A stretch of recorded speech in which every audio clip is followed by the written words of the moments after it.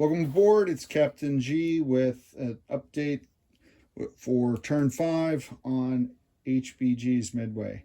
First off, as I continue to learn the game, I went back when I got into the execution orders and Japan drew the first token, and they had a lot of aircraft out of fuel that I was using the command tokens in the first few turns to return aircraft out of fuel, and it just was clogging up my ability to launch new aircraft.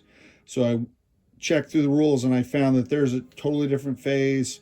Once aircraft are out of fuel, you no longer need command tokens to order them to return. Those pilots automatically return.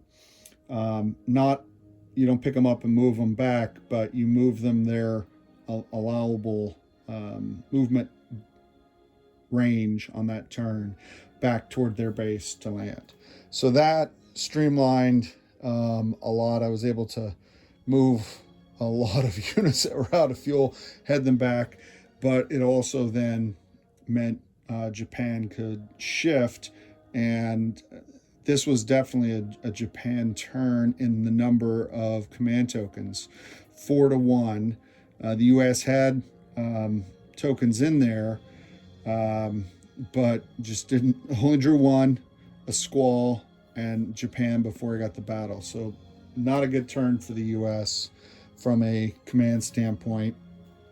And you can see the large task force that's making their way over toward these U.S. carrier groups that have been under observation for some time.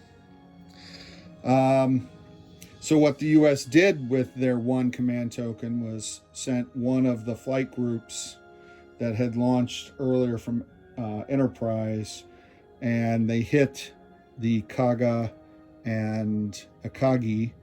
Only two of the bombers made it through the defensive screen. The fighters and one bomber were shot down, and they delivered 2 more hits. So I've got 3 hits on I believe the Kaga and 2 on the Akagi, although I may have those backwards. I'd have to pick them up and look at the bottom to tell which is which now. But I believe that's what I've got. So more hits on the Japanese carriers, but that wasn't until the combat phase. It was after they had finished launching their strike. So all of this now is heading over towards Task Force 16. Task Force 17 hadn't came in because I didn't want to pull U.S. command tokens out of the cup. I wanted to give them maximum opportunity for the Hornet to launch, and only got the one, and that's probably going to be costly for the U.S. now.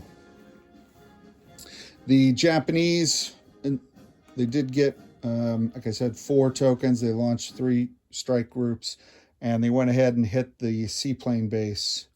The group that was heading to Midway went down, hit the seaplane base, caused some damage. 1 damage and destroyed 1 AA.